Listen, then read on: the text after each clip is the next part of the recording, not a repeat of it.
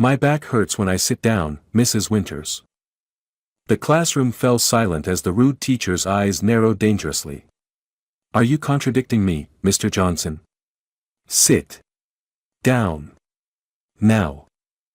What happened next would change Westfield Academy forever. When a prestigious teacher shaved a black student's head for a simple mistake on his answer script, she never expected the consequences that would follow. Who was Marcus Johnson really? And why did his mother say, Mrs. Winters has no idea who she's dealing with? This shocking true story exposes what happens when discrimination meets its match in unexpected ways. Dear viewer, if you are watching my story for the first time, I humbly request you write the location from where you are watching right now, subscribe this channel and press the bell icon now not to miss the notifications of my daily published new stories. Thank you, and let's dive into the full story. Marcus Johnson stood at the entrance of Westfield Academy, clutching his transfer papers. The prestigious private school with its ivy-covered brick walls looked nothing like his previous public school. His mother had sacrificed everything for this opportunity, working double shifts as a nurse to afford the tuition after they'd qualified for a partial scholarship. You must be Marcus, Principal Douglas approached with a practiced smile. Welcome to Westfield. We pride ourselves on excellence here. Marcus nodded politely. Yes, sir. Thank you for accepting my application. Your test scores were impressive, Principal Douglas said with slight hesitation, as if still questioning their authenticity. Mrs. Winters' history class will be your first stop. She's one of our most distinguished educators. As they walked the polished hallways, students in crisp uniforms stared at Marcus. He'd been warned about being one of the few black students at Westfield, but the reality felt more isolating than he'd imagined. Principal Douglas knocked on a classroom door before opening it. Mrs. Winters, this is Marcus Johnson, your new student. Mrs. Victoria Winters paused her lecture, her gaze critical as she assessed Marcus from head to toe. Tall and imposing with her silver-streaked hair pulled into a tight bun, she adjusted her designer glasses. You're interrupting my lesson on European Renaissance, Principal Douglas, she said coldly. My apologies, but today is Marcus' first day. Mrs. Winters sighed dramatically. Very well. Take a seat in the back, Mr. Johnson. And do try to catch up with the material. We don't slow down for anyone here. Marcus slid into the empty desk in the back row, aware of 20 pairs of eyes following him. A girl with dark hair gave him a small, encouraging smile. Mrs. Winters continued her lecture, occasionally glancing at Marcus with thinly veiled disdain. When she asked questions, she deliberately avoided calling on him, even when his was the only hand raised. When the bell rang, Mrs. Winters called out, Mr. Johnson, a moment. Marcus approached her desk cautiously. I expect excellence in my classroom. Your previous school's standards were different. Do not expect special treatment here. I don't expect special treatment, ma'am, Marcus replied evenly. Just the same opportunities as everyone else. Something flickered across Mrs. Winters' face, surprise, perhaps, or annoyance at his composure. We'll see if you can keep up, she said dismissively. You can go. As Marcus left the classroom, the dark-haired girl was waiting. I'm Zoe, she said. Don't take Mrs. Winters personally. She's tough on everyone, though I've never seen her quite that cold on a first meeting. Thanks. I'm Marcus. I know, Zoe smiled. Word travels fast when Westfield accepts a mid-year transfer. Even faster when that student apparently aced the entrance exam. Marcus shrugged. Just did my best. Well, Mrs. Winters hates being challenged. Fair warning. As they walked to the next class, Marcus knew he'd need to tread carefully. This opportunity was too important to lose. The next morning, Marcus arrived early for Mrs. Winters' class, determined to make a better impression. He had spent half the night reviewing Renaissance history, preparing for whatever she might throw at him. Mrs. Winters walked in precisely as the bell rang, her heels clicking sharply against the floor. Her gaze swept over the classroom, lingering disapprovingly on Marcus. Pop quiz, she announced, prompting collective groans from the students. Perhaps our new edition might benefit from seeing our standards firsthand. The quiz questions were significantly more advanced than the material covered in the previous day's lecture. Marcus noticed Zoe biting her lip anxiously as she wrote, while a well-dressed boy in the front row, clearly a favorite, smirked confidently. When Mrs. Winters collected the papers, she paused at Marcus's desk. "Finished already, Mr. Johnson?" Rushing usually indicates carelessness. "I've double-checked my answers, Mrs. Winters," Marcus replied calmly. Her lips thinned. "We'll see." The remainder of the class focused on Medici family influence. Whenever Marcus raised his hand, Mrs. Winters called on someone else. Finally, when no other hands were up, she reluctantly acknowledged him. The Medicis were significant because they used their banking wealth to become political leaders and major patrons of Renaissance art and architecture, Marcus stated. Mrs. Winters' eyebrows rose slightly. "That's correct, if somewhat simplistic." As class ended, the boy from the front row approached Marcus. "I'm Tyler Williams. My father's on the school board." He extended his hand with practiced charm. "Just wanted to say welcome." "Thanks," Marcus replied, shaking his hand. After Tyler walked away, Zoe appeared at Marcus's side. "Be careful around Tyler. His family donated the science wing, so he thinks he owns the place." "Noted," Marcus said, gathering his books. Mrs. Winters called out, "Mr. Johnson, come here please." When the room had emptied except for the three of them, Mrs. Winters held up Marcus's quiz. "I'm surprised, Mr. Johnson." Marcus stood straighter, prepared for criticism. "You scored a 92, she said, sounding almost disappointed. "One of the highest in the class." "Thank you, ma'am." "Don't thank me yet. One test doesn't establish a pattern. And I noticed you sitting rather strangely in class. Is my classroom furniture not comfortable enough for you?" Marcus shifted uncomfortably. "It's fine, Mrs. Winters." "Then I expect proper posture tomorrow. At Westfield, we value presentation as much as intellect." As Marcus and Zoe walked to lunch, he winced slightly with each step. "Are you okay?" Zoe asked.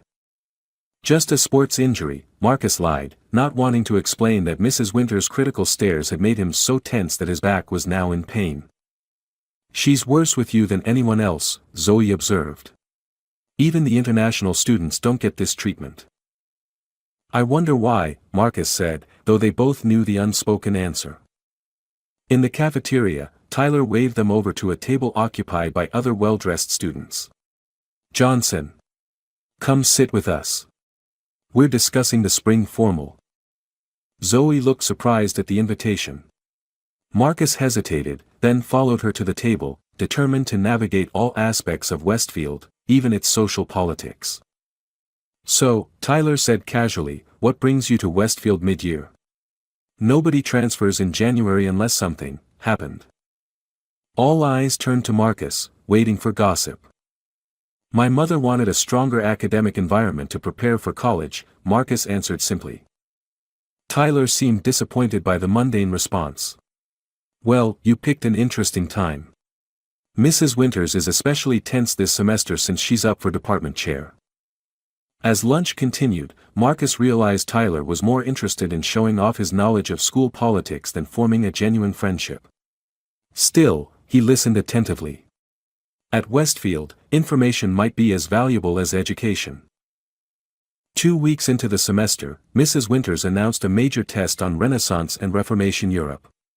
"This will count for 20% of your semester grade," she stated, her gaze lingering on Marcus. "I suggest everyone prepare thoroughly." That evening, Marcus called his mother during her dinner break at the hospital. "How's it going, baby?" Vanessa Johnson asked, the sounds of the busy hospital audible in the background. "It's challenging," Marcus admitted. "But I'm handling it." "That Mrs. Winters still giving you trouble?" Marcus sighed. "She's tough on everyone, Mom." His mother responded, unconvinced. "Well, you just keep doing your best. That's all anyone can ask. I've got a big test coming up. I'm heading to the library to study. That's my boy. Make sure you're home by dinner. I'm actually getting off early tonight. Westfield's library was impressive, 3 stories of books, private study rooms, and modern technology. Marcus found a quiet corner and spread out his materials. He was determined to ace this test. An hour into studying, Zoe appeared with a coffee. Thought you might need this, she said, placing it beside his notes. Thanks, Marcus smiled gratefully. You're a lifesaver. Mrs. Winters' tests are legendary, Zoe explained, sitting beside him. She always includes obscure details that weren't emphasized in class. I've noticed she has a pattern, Marcus said, showing Zoe his organized notes. She mentions certain figures or events casually, almost in passing.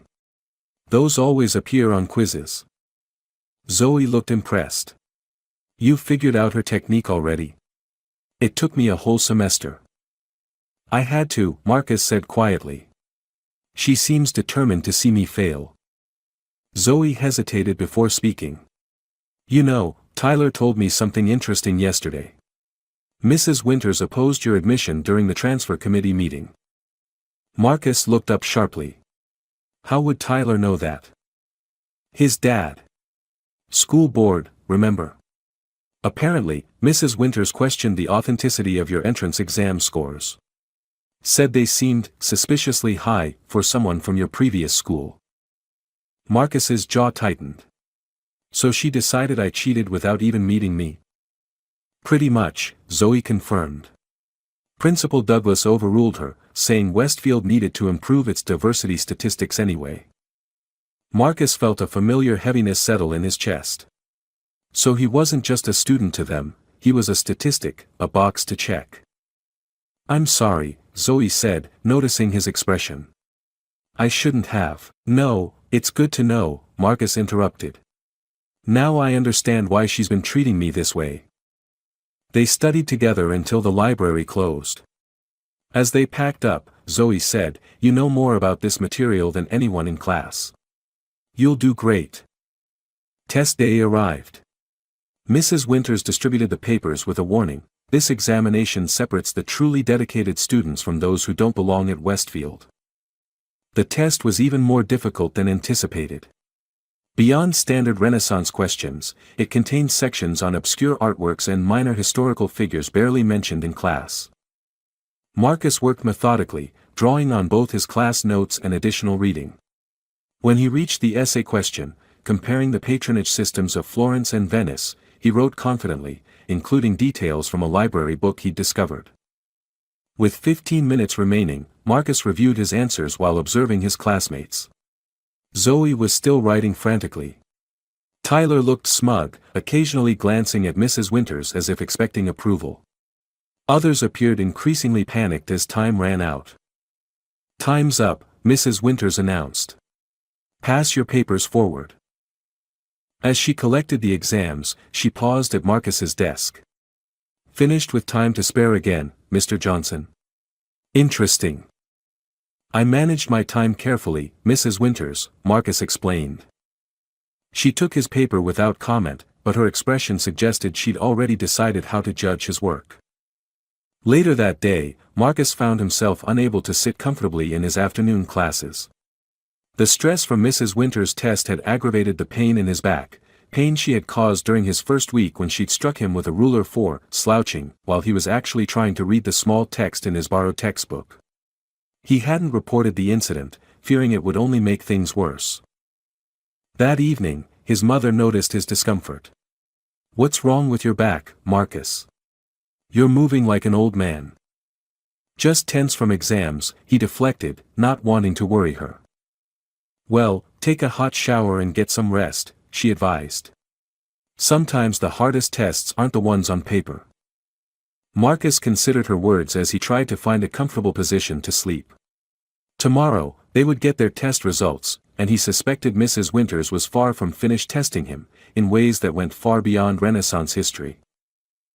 The classroom fell silent as Mrs. Winters entered with a stack of graded tests. Her expression revealed nothing as she placed them on her desk. The results were revealing, she stated coolly. Some of you clearly studied. Others clearly did not. I'll return these in order of achievement, beginning with the highest score. Students straightened in anticipation. Tyler Williams smiled confidently. Mr. Williams, 94, Mrs. Winters announced, handing him his test with a pleased nod. Tyler accepted it smugly, turning to smirk at the class. Miss Chen, 91.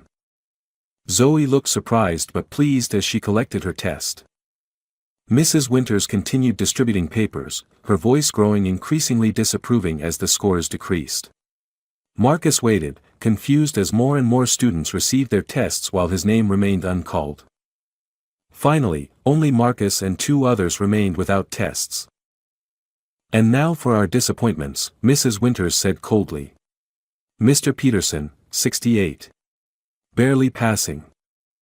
The boy slumped to retrieve his paper. Miss Abernathy, 65. We'll discuss remedial options after class. The girl beside Marcus blinked back tears as she accepted her test. And finally, Mrs. Winters said, lifting the last paper with theatric distaste, Mr. Johnson. Marcus approached her desk, acutely aware of every eye in the room following him. I don't typically announce failing grades publicly, Mrs. Winters said loudly, but this case warrants special attention. She held up Marcus's test, displaying a glaring red F circled multiple times. 42%. The lowest score I've given in 15 years at Westfield. Whispers erupted around the room. Marcus stared at the paper in disbelief. He had been confident in his answers. Furthermore, Mrs. Winters continued, portions of your essay were plagiarized from Harman's Renaissance Patronage Systems, a text in our library. I read that book while studying, Marcus explained, fighting to keep his voice steady. But I didn't copy from it. I cited it properly in my essay. A convenient claim, Mrs. Winters replied dismissively. Yet the phrasing is identical in several passages. May I see which sections you're referring to? Marcus asked. Are you questioning my judgment, Mr. Johnson? Mrs. Winters' voice sharpened dangerously. No, ma'am. I just want to understand my mistake. The classroom was completely silent now, the tension palpable. Even Tyler looked uncomfortable. Your mistake, Mrs. Winters said icily, was thinking you could deceive me. Perhaps your previous school tolerated such behavior, but Westfield does not. Marcus stood frozen, humiliation burning through him. From the corner of his eye, he saw Mr. Reynolds, the school janitor, pause while emptying the hallway trash, his concerned gaze meeting Marcus's through the open doorway. Return to your seat, Mr. Johnson, Mrs. Winters ordered. And remain after class to discuss the academic consequences of plagiarism. As Marcus turned, his test paper slipped from Mrs. Winters' fingers to the floor. Pick that up, she commanded. Bending down sent a sharp pain through Marcus's back, causing him to wince visibly. Mrs. Winters noticed. Is there some reason you're grimacing in my classroom, Mr. Johnson? No, ma'am, Marcus answered, retrieving his test and returning to his seat. Throughout the remainder of class, Marcus sat rigid with tension, unable to focus on the lecture. Zoe passed him a sympathetic note, something's wrong. This isn't fair. When the bell rang, students filed out quickly, eager to escape the uncomfortable atmosphere. Zoe hesitated at the door, but Marcus nodded for her to go. Alone with Mrs. Winters, Marcus approached her desk again. Mrs. Winters, I'd like to appeal this grade. I didn't plagiarize. The evidence suggests otherwise, she replied without looking up from her papers. You have 2 options, accept the failing grade or retake the entire exam tomorrow after school, a different version, naturally. I'll retake it, Marcus said immediately. Mrs. Winters finally looked up, seeming almost disappointed by his resolve. Very well. And Mr. Johnson, I expect you to sit properly in my classroom. Your continuous shifting and standing is disruptive. I apologize, Mrs. Winters, but I have back pain. We all have discomforts, Mr. Johnson. Part of maturity is not making them everyone else's problem. Dismissed. That evening, Marcus didn't tell his mother about the test or the retake. She was working a double shift, and he didn't want to add to her burdens. Instead, he studied even more intensely, determined to prove himself. The next day, every minute in Mrs. Winters' class was agony. The pain in his back had worsened, making sitting unbearable. Twice, he stood briefly at his desk, earning sharp glares from Mrs. Winters. By the afternoon retake, he was in significant discomfort. The new test was even harder than the original, filled with obscure questions that seemed designed to ensure failure. Still, Marcus persevered, completing every section with careful attention. When he finished, Mrs. Winters barely glanced at his paper. "I'll grade this over the weekend. You may go." As Marcus walked painfully toward the door, Mrs. Winters added, "Mr. Johnson, your academic future at Westfield hangs by a very thin thread. I hope you understand that." The threat was clear, and as Marcus left the building, he wondered if anything he did would ever be enough for Mrs. Winters. By Monday morning, rumors about Marcus's plagiarism had spread throughout Westfield Academy. As he walked the hallways, conversations hushed, followed by whispers once he passed. Marcus entered Mrs. Winters' classroom with dread. She stood at her desk, his retake exam in hand, her expression revealing nothing. "Mr. Johnson," she announced as the final bell rang, "your second attempt resulted in a 67, barely passing. Consider this your only warning. Future academic dishonesty will result in expulsion." Relief at passing mingled with frustration at the continued accusation. Marcus had answered every question correctly, he was certain of it. As the lecture began, Marcus found sitting unbearable. The pain in his back spiked whenever he tried to settle into the chair. After 15 minutes of shifting uncomfortably, he stood quietly at the back of his desk. Mrs. Winters stopped mid-sentence. "Mr. Johnson, sit down immediately." "I'm sorry, Mrs. Winters, but my back is not my concern," she interrupted. "Sit down or leave my classroom." Marcus slowly lowered himself, wincing visibly. "Your disruptions are becoming a pattern," Mrs. Winters continued. "One might think you're seeking attention." Zoe, sitting nearby, whispered, "Why don't you tell Principal Douglas?" Marcus shook his head slightly. Complaints would only reinforce Mrs. Winters' perception that he didn't belong at Westfield. After class, Tyler approached unexpectedly. "Johnson, what's really going on with your back?" Marcus hesitated. "It's nothing." "Doesn't look like nothing," Tyler pressed. "You're practically standing in every class now." Marcus remained silent. "Look," Tyler continued, lowering his voice, "Winters has a reputation, okay? My dad says the board's received complaints before, but she's got tenure and connections." Before Marcus could respond, Zoe joined them. "Marcus, you should see the nurse." "I'm fine," Marcus insisted, though his rigid posture suggested otherwise. In gym class that afternoon, Coach Parker noticed Marcus standing on the sidelines instead of participating. "Johnson, everything all right?" he asked. "Yes, sir. Just a back strain." Coach Parker studied him thoughtfully. "Come see me after class." Later, in Coach Parker's office, Marcus reluctantly lifted his shirt to reveal bruising across his lower back. "How did this happen?" Coach Parker demanded. Marcus remained silent. "Johnson, as a school employee, I'm a mandated reporter. If someone at this school hurt you, it's from before I came to Westfield," Marcus lied. "It's almost healed." Coach Parker clearly didn't believe him but nodded slowly. "My door's always open, Johnson. Remember that." Over the next week, Marcus continued standing in Mrs. Winters' class despite her growing irritation. Other teachers began noticing. In English, Mrs. Bannerman quietly permitted him to stand at the back. In calculus, Mr. Ferris actually provided a tall table without comment. Only Mrs. Winters remained unmoved. "Your special accommodations in other classes don't apply here, Mr. Johnson," she declared when Marcus stood yet again during a lecture. Either sit properly or face detention. Zoe raised her hand immediately. Mrs. Winters, Marcus has a medical. I don't recall asking for your input, Miss Chen, Mrs. Winters snapped. The tension in the classroom grew as more students began recognizing the unfairness of the situation. Even Tyler had stopped smirking during these confrontations. After class, Zoe cornered Marcus in the hallway. This has gone too far. You need to talk to Principal Douglas. And say what? That I can't sit in a chair. How would that sound?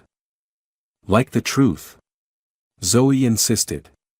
Everyone can see you're in pain. And everyone knows Mrs. Winters has it out for you specifically. Marcus leaned against the wall, exhausted from constantly managing his pain while maintaining his grades. Just drop it, Zoe. Please. Fine. But this isn't right, and you know it. That Friday, Mrs. Winters announced a parent-teacher conference night the following week. All parents are expected to attend, she emphasized, her gaze finding Marcus. No exceptions. Marcus felt a flutter of panic. His mother worked nights at the hospital. Asking her to miss a shift could cost her job. After class, he approached Mrs. Winters hesitantly. Mrs. Winters, my mother works night shifts as a nurse. Could she schedule a different time to meet with you? Mrs. Winters barely looked up from her desk. Conference night is mandatory, Mr. Johnson. Perhaps your mother should consider whether her career choices are compatible with providing proper support for your education. The dismissive cruelty of the comment left Marcus speechless. He turned and walked out, his back forgotten in the wave of anger and hurt washing over him. In the hallway, he encountered Principal Douglas. Everything all right, Mr. Johnson? You look upset. For a moment, Marcus considered telling him everything, the unfair grading, the physical pain, Mrs. Winters' latest comment. Instead, he simply said, just stressed about conferences, sir. Principal Douglas nodded sympathetically. First term is always challenging for transfer students. Hang in there.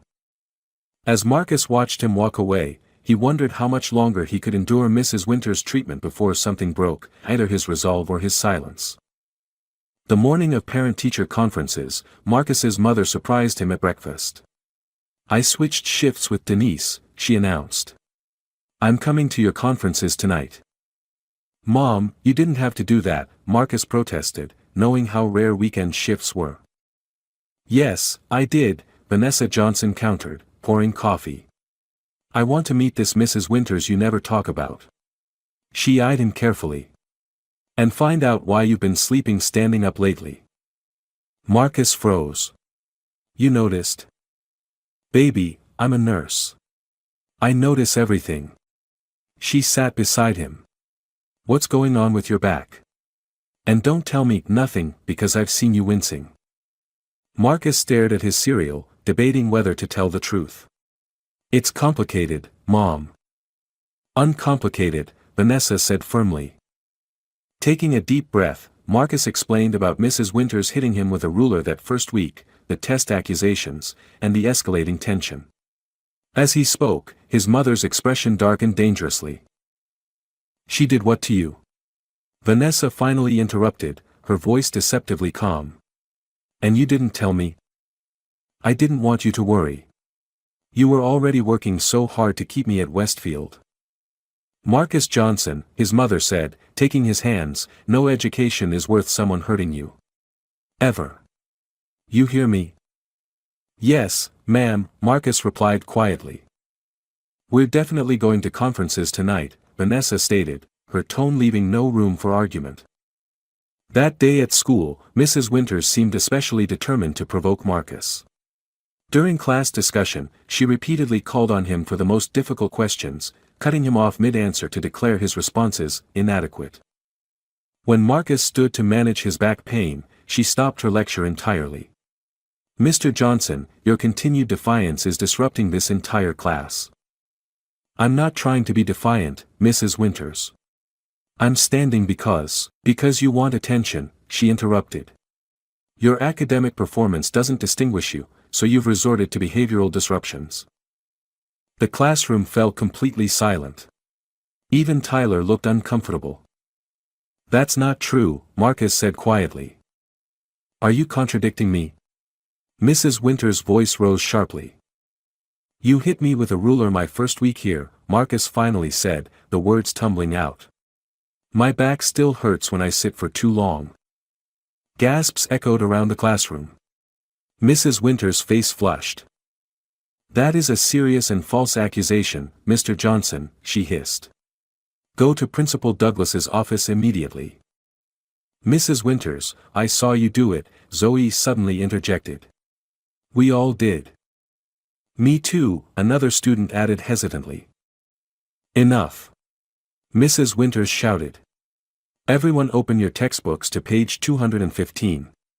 Mr. Johnson, out." Marcus gathered his belongings and left, his heart pounding. He'd finally spoken the truth, but at what cost? Principal Douglas listened to Marcus's account with a troubled expression. "These are very serious allegations, Mr. Johnson." "I know, sir. Mrs. Winters has been with Westfield for 15 years. She's highly respected." "I understand that," Marcus replied. "But it doesn't make what happened any less true." Principal Douglas sighed heavily. "I'll speak with Mrs. Winters and some of your classmates. In the meantime, you'll report to Ms. Rivera in the counseling office instead of Mrs. Winters' class." That evening, Marcus and his mother arrived for conferences. Vanessa Johnson, elegant in her only dress suit, radiated quiet determination as they approached Mrs. Winters' classroom. Inside, Mrs. Winters sat behind her desk, Principal Douglas standing nearby. Their conversation ceased abruptly when Marcus and his mother entered. "Mrs. Johnson," Principal Douglas greeted, extending his hand. "Thank you for coming. I was just discussing today's incident with Mrs. Winters." "I'm very interested in hearing about that," Vanessa replied coolly, shaking his hand before turning to Mrs. Winters. "And I'd like to know why my son has been in pain for weeks." Mrs. Winters straightened defensively. "Mrs. Johnson, I'm afraid your son has been disruptive in class and is now making false accusations to avoid consequences." "My son doesn't lie," Vanessa stated flatly. "With all due respect," Mrs. Winters continued, her tone suggesting none was actually due, "Marcus has struggled to meet Westfield standards from the beginning. His test scores show evidence of academic dishonesty, and his behavior—" "Let me stop you right there," Vanessa interrupted. "Are you suggesting my son cheated?" "The evidence. What evidence exactly?" Vanessa pressed. "Because Marcus has been studying Renaissance history every night until midnight. I've seen his work." Principal Douglas intervened. "Perhaps we could all take a step back. Mrs. Winters, could you show Mrs. Johnson Marcus's test?" Reluctantly, Mrs. Winters retrieved Marcus's original test and retake from her desk. As Vanessa reviewed them, her eyebrows rose. "These answers are correct," she stated, pointing to several marked wrong. "I helped Marcus study this material." "With respect, Mrs. Johnson, are you a historian?" Mrs. Winters asked condescendingly. Vanessa's eyes flashed. "No, but I can read a textbook. And I know when my child is being targeted." "Mrs. Johnson," Principal Douglas began. "My son says Mrs. Winters hit him with a ruler," Vanessa continued, her voice steely. "Is corporal punishment permitted at Westfield Academy, Principal Douglas?" "Absolutely not," he replied immediately. "We're investigating that allegation." "There's nothing to investigate," Mrs. Winters snapped. "The boy is lying."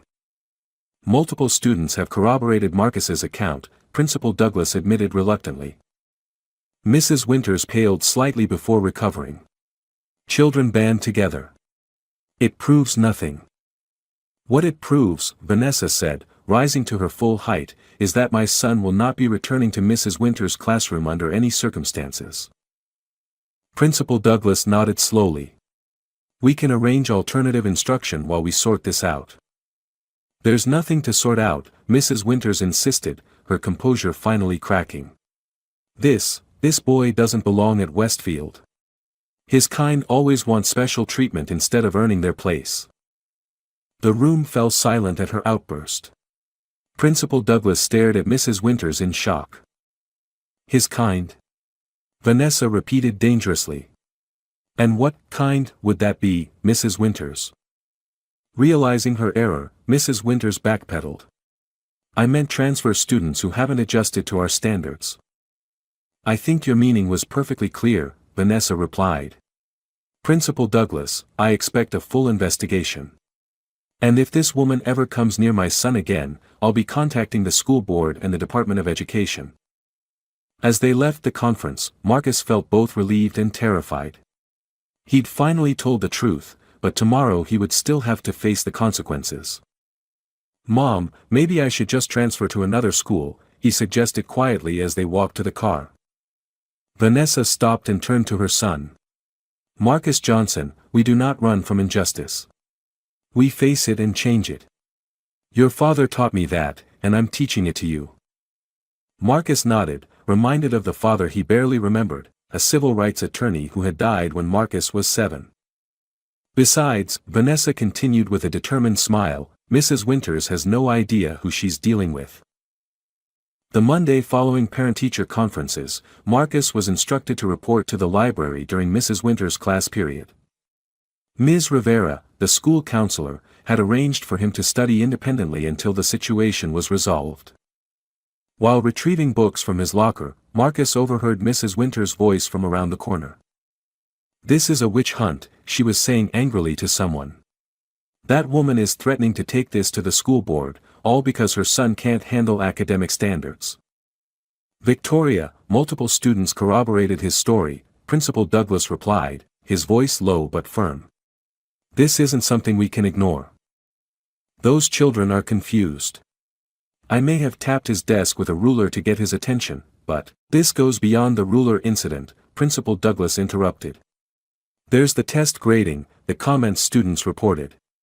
We need to take this seriously. So my entire career is in jeopardy because one student cried to his mother? Mrs. Winters' voice grew louder. I've dedicated 15 years to Westfield. No one's career is in jeopardy if... Principal Douglas stopped abruptly as he and Mrs. Winters rounded the corner and saw Marcus. Marcus quickly turned back to his locker, pretending he hadn't heard. Mr. Johnson, Principal Douglas said awkwardly. Shouldn't you be in the library? Yes, sir. Just getting my books. Mrs. Winters stared at Marcus with undisguised hostility before walking away without a word.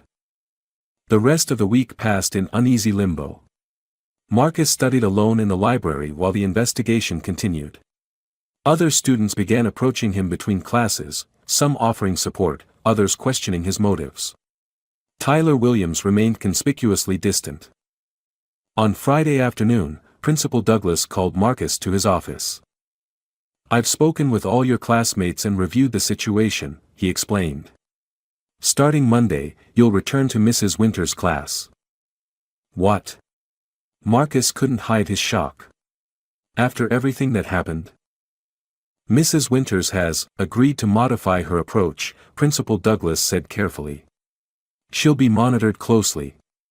This is the most appropriate solution that allows everyone to move forward. She hurt me, Marcus stated flatly. She accused me of cheating when I didn't. Principal Douglas sighed heavily.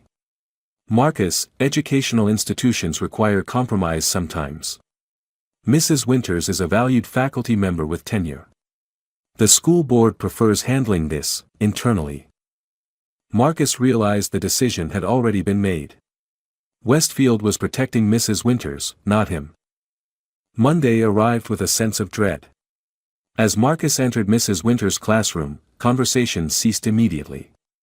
Mrs. Winters didn't acknowledge him, beginning her lecture without preamble. Throughout the period, she never called on Marcus despite his raised hand, referring to him as the student in the back when necessary. The class watched this pointed exclusion with uncomfortable silence. When the bell rang, Mrs. Winters called out, Mr. Johnson, your answer script from last week's quiz requires discussion.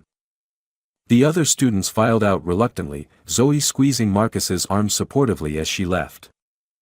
When they were alone, Mrs. Winters approached Marcus's desk, holding his quiz. "You made a careless error on question 7, she said coldly. "It suggests continued lack of attention."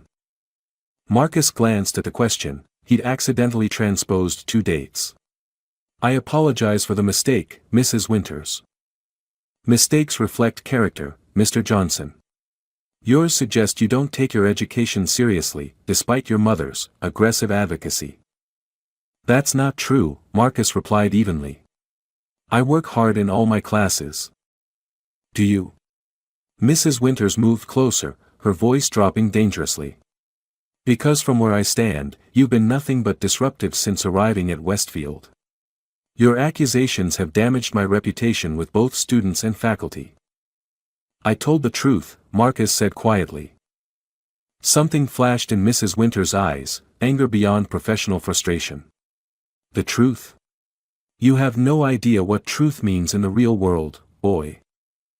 Before Marcus could respond, Mrs. Winters reached out suddenly and grasped a section of his hair. "Your appearance is another issue. Westfield has standards."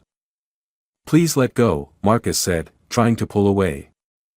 "This hairstyle is inappropriate for our dress code," Mrs. Winters continued, maintaining her grip. "It's unruly and distracting." "The handbook doesn't say anything about natural hair," Marcus countered, anger rising. Mrs. Winters released him with a contemptuous sneer. "You should consider a more appropriate style if you want to succeed here."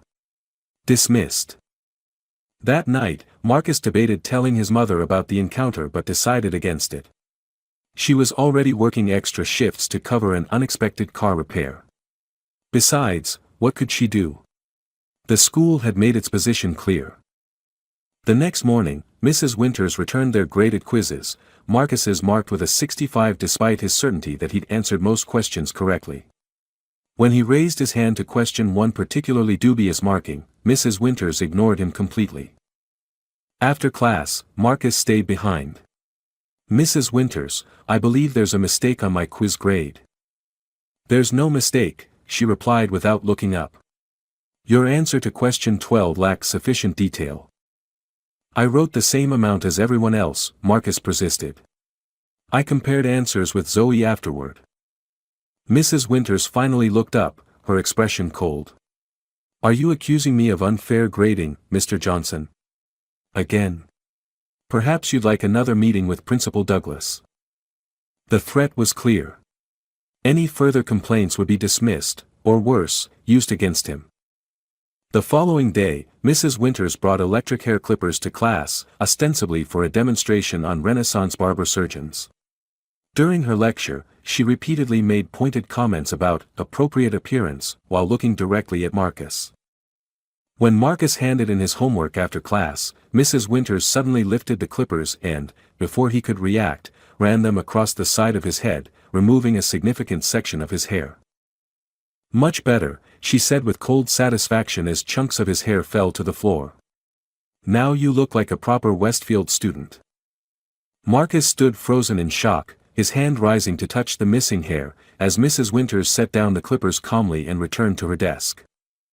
"You can't do that," he finally managed to say, his voice barely audible. "I've simply helped you comply with our grooming standards," Mrs. Winters replied dismissively. "You may go now." As Marcus walked numbly into the hallway, students turned to stare at the obvious damage to his hair. Whispers followed him as he made his way to the bathroom, where he finally saw the full extent of what she'd done. Standing before the mirror, Marcus felt something break inside him, not his spirit, but his silence. The hallway fell silent as Marcus emerged from the bathroom, the damage to his hair fully visible. Students parted before him, their expressions ranging from shock to horror to uncomfortable pity. No one seemed to know what to say. Zoe rushed toward him. "Marcus, what happened?" Before he could answer, Principal Douglas appeared, his normally composed face registering alarm. "Mr. Johnson, come with me immediately." In the principal's office, Marcus recounted what had happened, his voice steady despite his trembling hands. "She said she was helping me comply with grooming standards," Marcus concluded. Principal Douglas looked physically ill. This is. He seemed at a loss for words. I need to call your mother. Within 30 minutes, Vanessa Johnson arrived, her nurse's scrubs indicating she'd left work mid-shift. When she saw Marcus's hair, she froze in the doorway, her hand covering her mouth. Who did this to my son? She demanded, her voice dangerously calm. Mrs. Johnson, please sit down, Principal Douglas began. We're taking this very seriously. Where is she? Vanessa interrupted. The woman who put her hands on my child. Mrs. Winters has been sent home pending investigation, Principal Douglas explained. I've already contacted the school board, and, the school board? Vanessa laughed without humor. The same board that did nothing when she hit him. The same board that sent him back to her classroom. This situation is different, Principal Douglas insisted. What happened today is completely unacceptable and against every policy we have. And what happened before wasn't? Vanessa challenged. A knock at the door interrupted them. A tall black man in an expensive suit entered without waiting for a response. Mrs. Johnson. I'm Lawrence Washington, education attorney. A mutual friend suggested you might need my services. Vanessa nodded gratefully. Thank you for coming so quickly. Principal Douglas paled visibly. We don't need to escalate to legal representation. Westfield is committed to resolving this appropriately. I believe that time has passed, Mr. Washington replied smoothly, setting his briefcase on the desk. My client's son has been subjected to racial discrimination, physical assault, and now public humiliation. Race has nothing to do with this, Principal Douglas protested. Doesn't it? Mr. Washington countered. Would Mrs. Winters have taken scissors to a white student's hair? Would she have called them boy and suggested their kind doesn't belong at Westfield? Principal Douglas looked stricken. How did you? Other students have come forward, Mr. Washington explained. When news of today's incident spread, several decided it was time to speak up. The principal's intercom buzzed. Sir, Dr. Kendrick from the school board is here. Minutes later, they were joined by a stern-looking woman who introduced herself as the board's legal counsel. Her eyes widened slightly at Marcus's appearance. Mr. Johnson, she addressed him directly, I want to personally apologize for what you've experienced today. It's completely unacceptable. Today? Vanessa repeated incredulously. My son has been targeted since he arrived at Westfield. Dr. Kendrick nodded gravely. We're gathering all relevant information. Mrs. Winters has been placed on administrative leave, and we're launching a formal investigation. Too little, too late, Mr. Washington commented. My clients will be pursuing civil action against both Mrs. Winters and Westfield Academy for racial discrimination, assault, and violation of educational rights. We hope that won't be necessary, Dr. Kendrick replied carefully. The board is prepared to take appropriate disciplinary action and make restitution. Restitution? Vanessa repeated. Can you restore my son's dignity? His sense of safety? The hair that woman cut off without his permission? An uncomfortable silence filled the room. What do you want from us, Mrs. Johnson? Dr. Kendrick finally asked. Vanessa looked at Marcus, then back to Dr. Kendrick. Justice. Accountability. And the guarantee that no other student will suffer what my son has suffered. We can arrange for Marcus to transfer to another prestigious school, Principal Douglas suggested. With a full scholarship and recommendations. So you want to send him away? Vanessa challenged. Punish the victim instead of addressing the real problem. Mrs. Johnson has a point, Mr. Washington interjected. This approach suggests Westfield values protecting its reputation over correcting systemic issues. Dr. Kendrick sighed heavily. What exactly are you proposing? First, complete transparency in the investigation, Mr. Washington stated. Second, appropriate consequences for Mrs. Winters. Third, a comprehensive review of Westfield's policies regarding discrimination and teacher conduct. And fourth, Vanessa added firmly, my son stays at Westfield if he chooses to, with guarantees for his safety and fair treatment. As the adults continued negotiating, Marcus sat quietly, processing everything. Despite the trauma of the day, he felt strangely calm. For the first time since arriving at Westfield, he wasn't carrying the burden alone. Later that evening, at home, Marcus finally broke down. Sitting in their small kitchen while his mother prepared dinner, the emotional weight of everything crashed over him.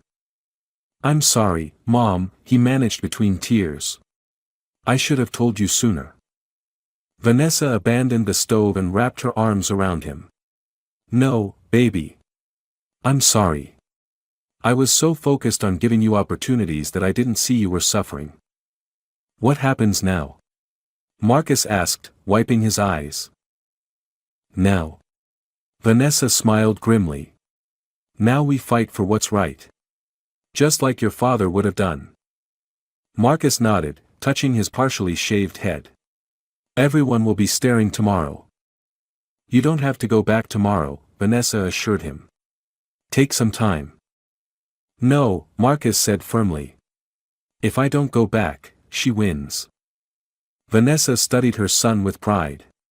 "You really are your father's son." "Tell me about him," Marcus requested quietly. "You always say he fought for what was right, but you never share details." Vanessa's expression grew thoughtful. "Maybe it's time you knew more about James Johnson," she said. "And maybe it's time Westfield Academy knew too." The next morning, Marcus returned to Westfield with his head held high.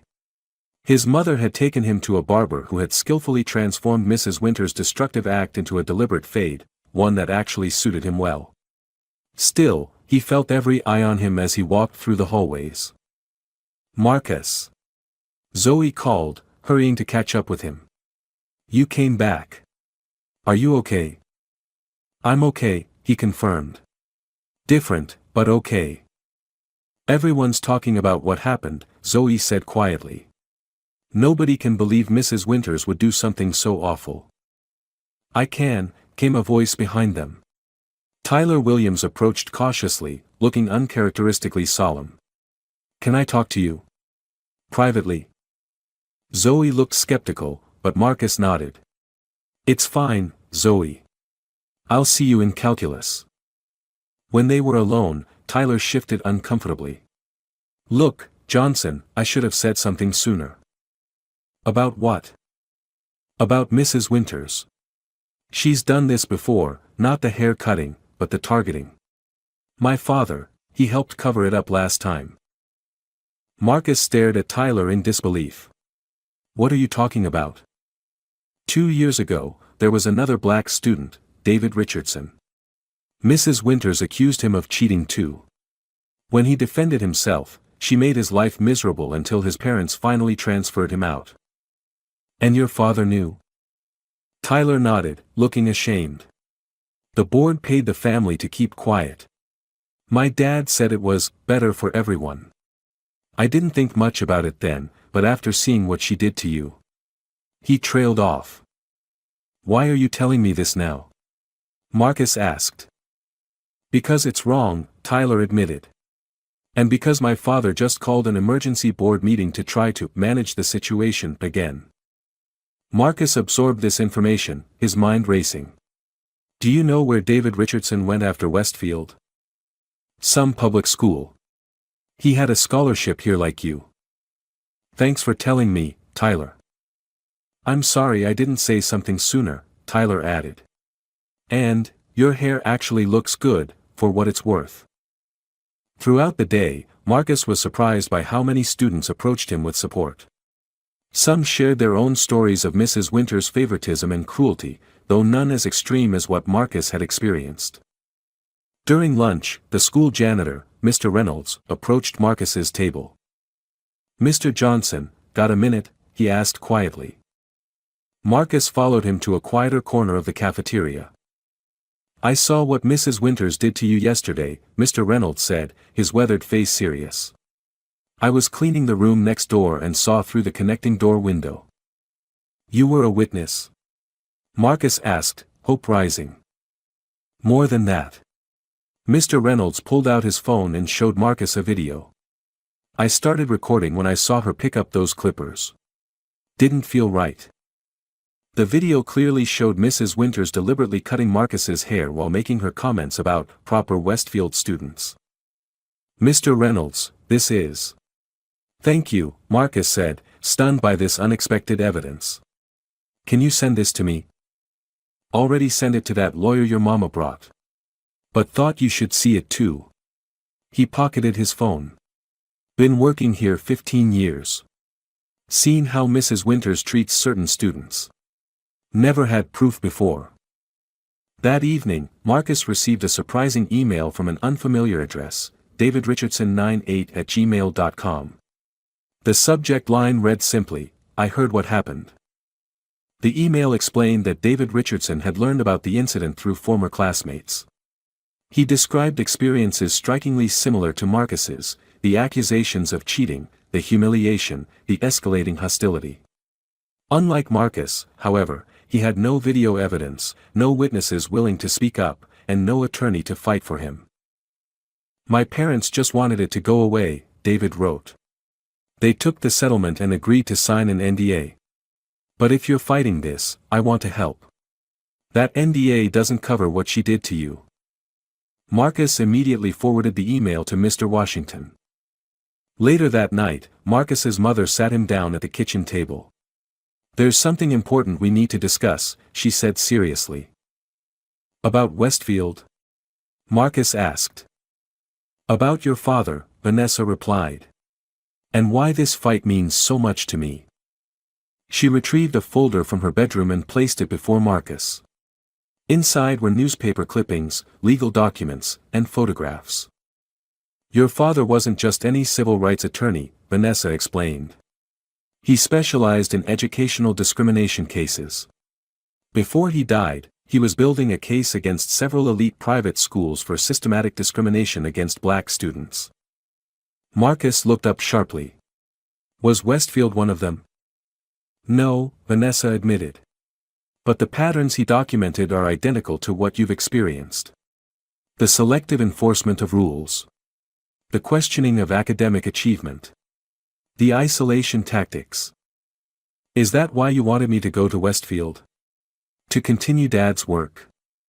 Vanessa shook her head. "I wanted you at Westfield because it's one of the best schools in the state. I never expected you'd face the very discrimination your father fought against." She squeezed his hand. "But now that it's happened, I think he'd want us to fight, not just for you, but for every student who comes after you." Marcus studied the documents, seeing his situation reflected in case after case. Each representing a student who, like him, had merely sought an education but encountered systemic barriers instead. "There's one more thing," Vanessa said hesitantly. "I've been in touch with some of your father's former colleagues. One of them is willing to take our case." "We already have Mr. Washington," Marcus pointed out. "This attorney is different," Vanessa said with a small smile. "Your father would say he's the big gun you bring when you're ready for war, not just a battle." "Who is it?" Marcus asked.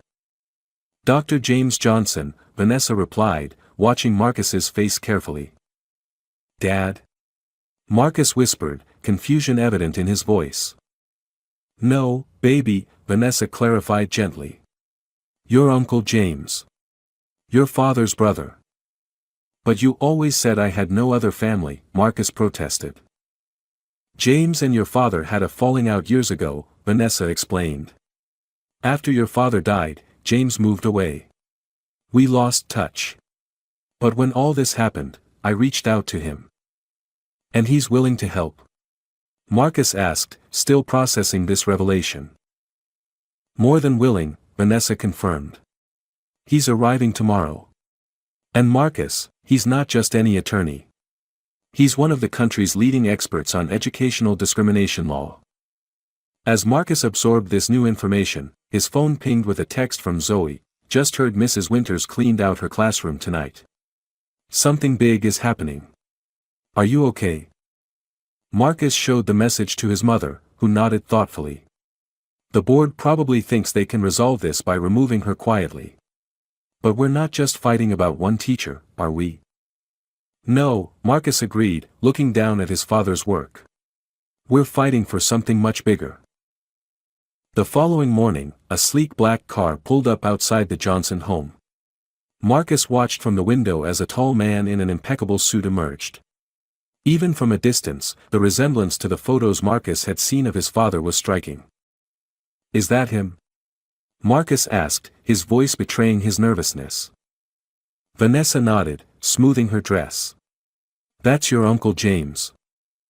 The doorbell rang, and Vanessa answered it, embracing the visitor warmly. "James, thank you for coming." "I should have come years ago, Van," the man replied, his deep voice resonant with regret. "Michael would never have forgiven me for staying away this long." Then he turned to Marcus, his eyes widening slightly. "My God, you look just like him." "Hello, sir," Marcus managed, suddenly shy. "None of that, sir, business," James Johnson said, stepping forward to embrace his nephew.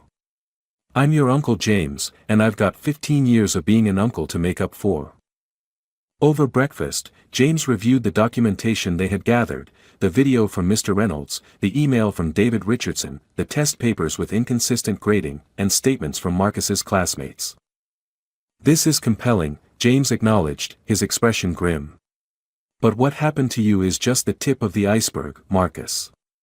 Based on my preliminary research, Westfield has a pattern of discriminatory practices that extends far beyond Mrs. Winters." "What kind of pattern?" Marcus asked. James pulled out his tablet, displaying a series of graphs. Admission rates for minority students are significantly lower than regional demographics would predict. Retention rates show an even more disturbing trend. Black and Hispanic students transfer out at 3 times the rate of white students. "Could that be explained by financial factors?" Vanessa asked. "Scholarships running out?" "I considered that," James replied. "But even controlling for financial aid, the pattern persists. Something is systematically pushing these students out, or breaking them down until they leave voluntarily." Marcus thought of David Richardson and wondered how many others there had been. "What's our next step?" he asked. "The school board has requested a meeting tomorrow," James explained. "They're hoping to settle this quietly, likely with financial compensation and promises of internal review." "And if we don't accept?" Vanessa questioned. James smiled thinly. "Then we proceed with a class action lawsuit that will expose Westfield's practices to public scrutiny. But before we make that decision, there's something you should know, Marcus." He turned to his nephew with a serious expression. "Taking this path won't be easy. You'll face scrutiny, possibly hostility. Some people will try to paint you as the problem, an opportunist looking for a payout." "I don't care about money," Marcus stated firmly. "I know," James replied. "But they'll frame it that way regardless. Are you prepared for that fight? It's okay if you're not. There's no shame in accepting a private settlement and moving forward with your education elsewhere." Marcus looked at the papers spread across the table, evidence of not just his own mistreatment, but a larger pattern affecting countless students. He thought about his father's unfinished work and the legacy he never knew he was part of. "When I first went to Westfield," Marcus said slowly, "I was just thinking about college applications and opportunities. I wanted to keep my head down and get through it." He met his uncle's gaze. "But this isn't just about me anymore, is it?" James shook his head. "No, it's not. But that doesn't mean you have to be the one to fight it." "Yes, it does," Marcus countered with quiet certainty. "Because I can. Because I have you and Mom and evidence others didn't have. If not me, then who?" Vanessa reached for her son's hand, pride evident in her eyes. "You sound just like your father."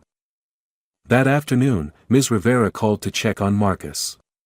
"The board is holding an emergency meeting about your situation," she informed him.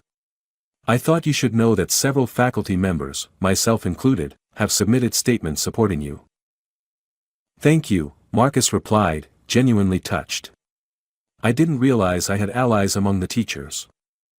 "More than you know," Ms. Rivera assured him. "Mrs. Winters, her behavior has been problematic for years, but she's always been protected by her connections. What she did to you was the final straw for many of us. After the call, Marcus received another surprise, a visit from Zoe and several classmates, including Tyler Williams. "We wanted to check on you," Zoe explained, hugging Marcus tightly. "And let you know we're behind you, whatever happens next." "My father tried to convince me not to come," Tyler admitted. "He says the board is handling it internally." "Is that what they call covering it up now?" Zoe asked sharply. Tyler flushed but didn't argue. "I told him I'm done being silent. I brought something that might help." He handed Marcus a thumb drive. "It's copies of emails between my father and Principal Douglas from 2 years ago, about David Richardson." "How did you get these?" Marcus asked, stunned. "My father uses the same password for everything," Tyler explained with a shrug. "Not very security conscious for a board member." That evening, Marcus, Vanessa, and James reviewed the emails Tyler had provided. They revealed a deliberate strategy to pressure the Richardson family into accepting a settlement rather than pursuing legal action. More disturbingly, they showed the board had been aware of Mrs. Winters' discriminatory behavior but had chosen to protect her because of her connections to wealthy donors. "This changes everything," James said, his expression hardening. "They can't claim this was an isolated incident or that they were unaware." As they were discussing strategy for the next day's meeting, Marcus's phone rang with an unknown number. He answered hesitantly. "Is this Marcus Johnson?" a young man's voice asked. "Yes, who's this?" "David Richardson. I got your number from Zoe Chen." There was a pause. "I heard you're fighting back against Westfield." "We are," Marcus confirmed. "I want to help," David said firmly. "My parents signed an NDA, but I never did. And I just turned 18 last month." "That could be significant," James commented after Marcus explained the call. "If he's willing to testify about his experiences, it strengthens our case substantially." By midnight, through social media and word of mouth, 3 more former Westfield students had contacted Marcus, all with similar stories of discrimination and eventual departure from the school. As Marcus finally prepared for bed, he felt a curious mixture of exhaustion and excitement. The situation had evolved far beyond what he could have imagined when he first entered Mrs. Winters' classroom. What had begun as personal survival had transformed into something much larger, a chance to create meaningful change. "Are you nervous about tomorrow?" Vanessa asked, pausing at his bedroom door. "A little," Marcus admitted. "But mostly I'm ready. For the first time since all this started, I feel like I'm not just reacting to what's happening to me. I'm actually doing something about it, not just for myself, but for others too." Vanessa smiled proudly. "Your father used to say that justice isn't about getting even. It's about getting it right, for everyone." "I wish I could have known him," Marcus said quietly. "He's with you more than you realize," Vanessa assured him. "Every time you stand up for what's right, he's right there beside you." As Marcus drifted to sleep, he realized that amid all the trauma and pain of recent weeks, something unexpected had emerged, a sense of purpose that connected him to the father he'd lost and the legacy he was now continuing in his own way. The next morning, as they prepared to leave for the meeting with the school board, James handed Marcus a folder. "I thought you might want to see these." Inside were newspaper clippings about cases his father had won, cases that had changed policies at schools across the state. In one photo, Michael Johnson stood on courthouse steps surrounded by students whose educational opportunities he had fought to protect. "That could be you someday," James observed quietly. "I'm not a lawyer," Marcus pointed out. "Not yet," his uncle replied with a knowing smile. "But you have the same fire he had. The same sense of justice." Marcus studied the photo of his father, seeing not just the physical resemblance others had mentioned but something deeper, a determination he now recognized in himself. Whatever happened at today's meeting, he was ready. The Westfield Academy Board of Trustees had convened in the formal conference room of the district headquarters. 12 members sat behind a long mahogany table, their expressions carefully neutral as Marcus entered with his mother and uncle. Dr. Kendrick, the board's legal counsel, stood to greet them. Mrs. Johnson, Marcus. Thank you for coming. And this is Dr. James Johnson, attorney at law. James introduced himself, handing Dr. Kendrick his business card. I'll be representing the Johnson family today. Recognition flickered across Dr. Kendrick's face at the name. Johnson? Are you related to? Michael Johnson was my brother, James confirmed. Marcus's father. This revelation sent murmurs through the room. Several board members exchanged concerned glances. Board President Richard Williams, Tyler's father, called the meeting to order. We're here to address the incident involving Mrs. Victoria Winters and student Marcus Johnson. Before we begin, I want to emphasize that Westfield Academy takes any allegation of misconduct extremely seriously. With respect, Mr. Williams, James interrupted smoothly, we're not here to discuss allegations. We're here to address documented misconduct. He motioned to Marcus, who connected a laptop to the room's projection system. The video Mr. Reynolds had captured played in silence, Mrs. Winters' deliberate act of cutting Marcus's hair displayed for all to see. When it ended, the room remained silent, several board members visibly disturbed by what they had witnessed. In light of this evidence, Dr. Kendrick said carefully, the board has already taken action. Mrs. Winters has been placed on administrative leave pending termination proceedings. That's a start, James acknowledged, but insufficient. Our concerns extend beyond Mrs. Winters to the systemic issues at Westfield Academy. Systemic issues? Board President Williams repeated skeptically. One teacher's regrettable actions hardly constitute a systemic problem. Then how do you explain these? James asked, distributing folders to each board member. These documents demonstrate a pattern of discriminatory treatment toward minority students at Westfield spanning the past decade. The board members leafed through the materials, statistical analyses of retention rates, testimonials from former students, and most damaging, the emails Tyler had provided showing the board's previous knowledge of similar incidents.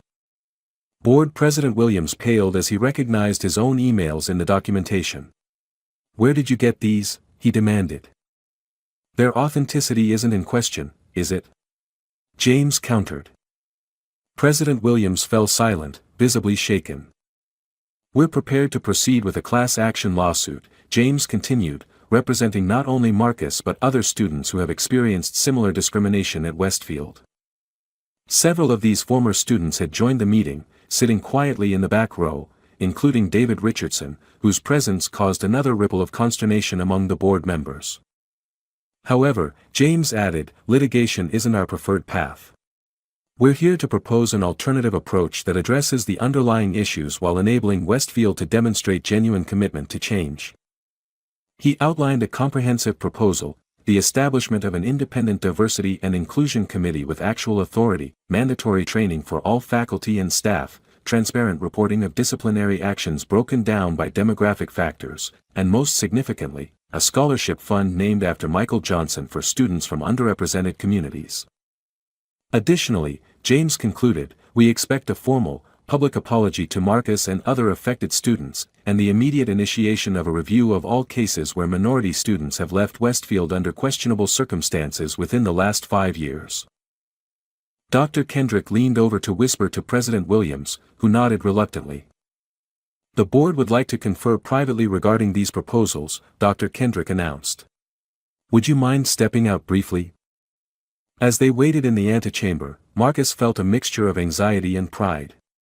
Do you think they'll agree? He asked his uncle. They'd be fools not to, James replied. The alternative is public litigation that would damage Westfield's reputation irrevocably.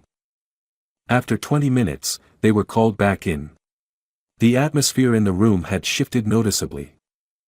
After careful consideration, President Williams stated formally, the board agrees in principle to all points of your proposal, with some minor modifications to implementation timelines. Relief and vindication washed over Marcus. They had listened. They were going to change things. However, President Williams continued, looking directly at Marcus, we feel it's important to acknowledge that Westfield has failed you, Marcus. As board president and as a parent, I personally apologize for what you've experienced at our school. The sincerity in his voice surprised Marcus. This wasn't just legal damage control, something had genuinely shifted. As the meeting concluded and the formal agreements were drafted, David Richardson approached Marcus.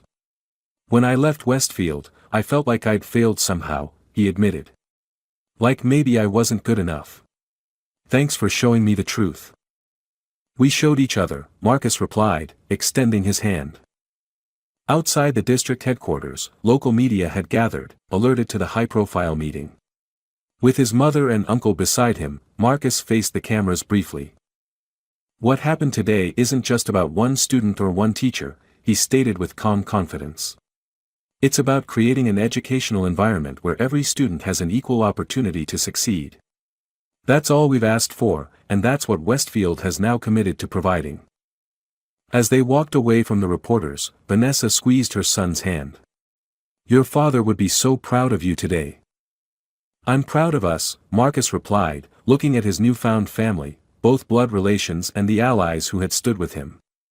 Together, they had transformed a personal injustice into the catalyst for meaningful change. 1 year later, Marcus stood at the podium in Westfield Academy's Assembly Hall, addressing the incoming freshman class. "When I first came to Westfield, I didn't expect to change the school," he began. "I just wanted to get a good education. But sometimes, the most important lessons happen outside the classroom." The audience, students, faculty, and parents, listened attentively. Among them sat his mother, beaming with pride, and his uncle James, who now served on Westfield's newly established equity committee. "This school is different today than it was a year ago," Marcus continued. "Not because of what happened to me, but because when confronted with uncomfortable truths, this community chose to grow rather than defend the indefensible."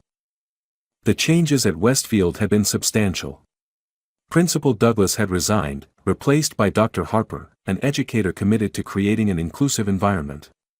The faculty now reflected greater diversity, and the curriculum had been expanded to include more comprehensive perspectives on history and literature.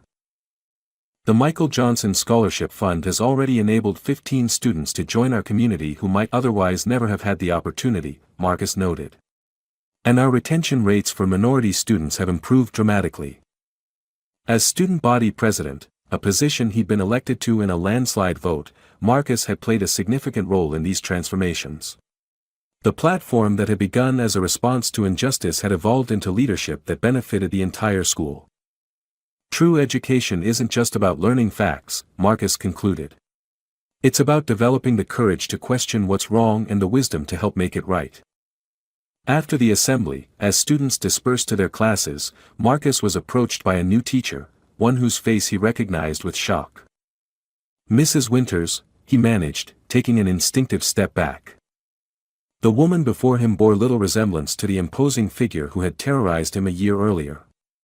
Her expression held none of the previous coldness. "Marcus," she acknowledged quietly. "I didn't expect to see you today." "I didn't expect to see you either," he admitted. "What are you doing here?" "Dr. Harper invited me to observe today's diversity training," she explained. "I've been working with an educational reform program since." She paused, "Since everything happened." Marcus nodded cautiously. "And how is that going?" "It's been illuminating," Mrs. Winters replied, genuine emotion breaking through her composed facade. "I had to face truths about myself that were painful to acknowledge. Biases I didn't recognize. Harm I caused without even recognizing it as harm." "Is that supposed to be an apology?" Marcus asked, not unkindly.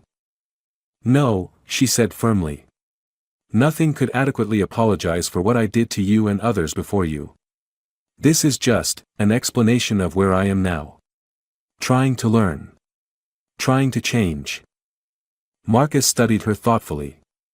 The transformation before him embodied everything he had hoped to achieve, not punishment, but genuine change. "That's all any of us can do," he said finally. "Learn and change."